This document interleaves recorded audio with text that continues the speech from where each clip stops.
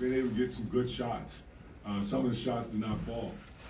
And with that, we also was able to make shots off the play individually. Like the young man just left earlier, Devontae, was able to make plays and be able to make baskets, shots at the basket or getting fouled, or we had other guys attacking the basket, get fouled.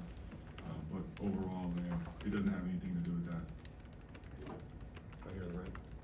Juwan, I know the outcome didn't go your way, but it looked like, undermanned and a bit undersized. You guys fought like hell for 40 minutes. I mean, would you agree with that assessment? Yes, I do. I started thinking about, like, you know what? Jace, let me borrow that jersey because I have one more year left of eligibility. Because we're looking down at the bench and, seeing that, Musa in foul trouble in the first half, and Jaron Foles is, having practice, and he was, down with COVID and came in and competing and giving everything he can, and then Jace out there battling, and T. Will in foul trouble. I started thinking like, wow, we have many guys left. But that's the type of things that sometimes you deal with adversity, but you figure it out. And he touched on it earlier. I'm speaking of Devontae. You can learn from this, and I think we learned a lot about who we are. We got some guys that are competitors. And I feel like I know you back there. That's why I was like, you said hi, Juwan. I was like, because we be always on Zoom together. Yeah. Hey, Juwan, so you spoke about how hard the team played. They played hard each possession. Will you chalk this up as a really good teaching tool for the team going forward? I mean, not just this game, because people didn't probably expect us to come out and compete, but we prepare and practice every time, no matter who our opponent is and no matter who's there in the gym available to go. But overall, whether you win games or lose games, there's always good teaching moments. And so we're gonna go back and I'm gonna look at some film tonight, tomorrow, all day, and dive into so what are those areas of how we can get better. I just love what this they say this is a job. It's not a job. It's not a job for me, man. I love what I do. I hope you guys love what you do too. Yeah, it's pretty rare. I hear the right. Hey Juwan, when your team made its run in the second half and got close, it looked like a lot of that came from some transition baskets, and it seemed like that coincided with a point where the guards were really getting into Illinois defensively, and the bench was encouraging that. Were you pleased with how the guards forced some turnovers there and then got off the court quickly to get some easy baskets? Yes, I am very pleased with our activity, being dialed into the scouting report, practicing it both days that we had with the limited bodies that we did have, talking about it on film as we're sitting down in the film sessions, and then going over it again today in shoot around, just to see like guys are up and active and not allowing teams to just come down and run their sets and not feel like we're not giving pressure defense. And that's where I see growth in the group. We really did a good job with that area. Back in the middle. Yep. So obviously today we saw a lot more zone than usual. Can you talk about your game plan to guard Kofi and how you feel you were successful in defense?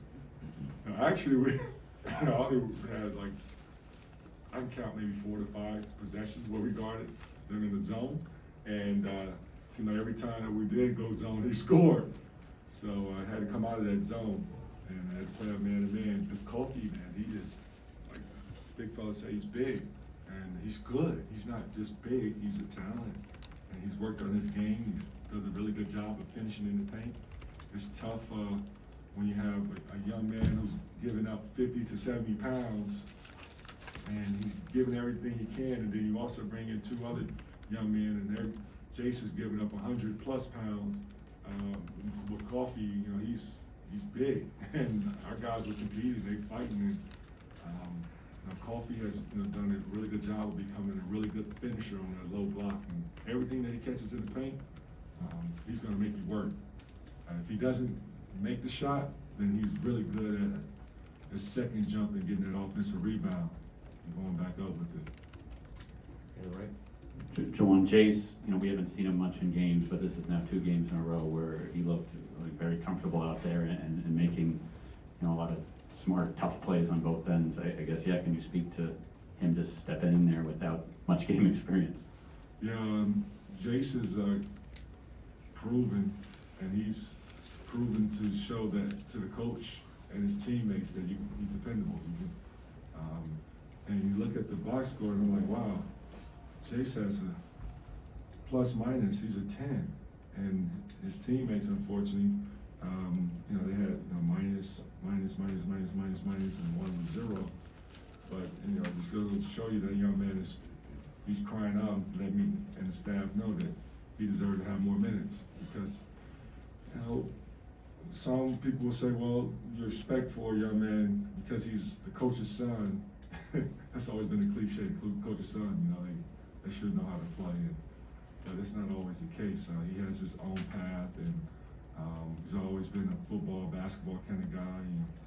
But he's always, you know, shown that he's always dialed in and gonna be the ultimate teammate, and you can trust that wherever he's gonna give you, he's gonna give it to the team, and that has been shown these last 2 games. Now I gotta worry about his mom possibly saying, "Hey, she might need to play my son more." I'm just joking. She might not say that. Right here to right.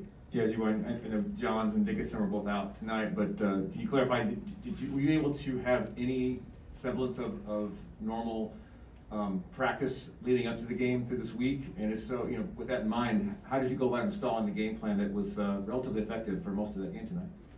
Well, it was hard, but I guess you have to figure it out as you go.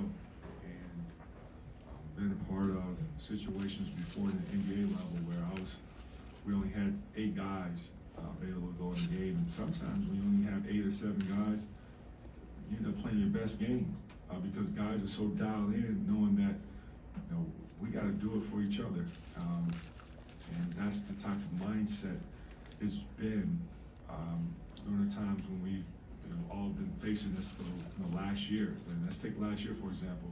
You know, we had a shutdown where we were out for like 14 plus days and didn't have any practice, and then our first game, I've only had a few days to prepare, like 4 days to prepare, 3 or 4 days to prepare for Wisconsin.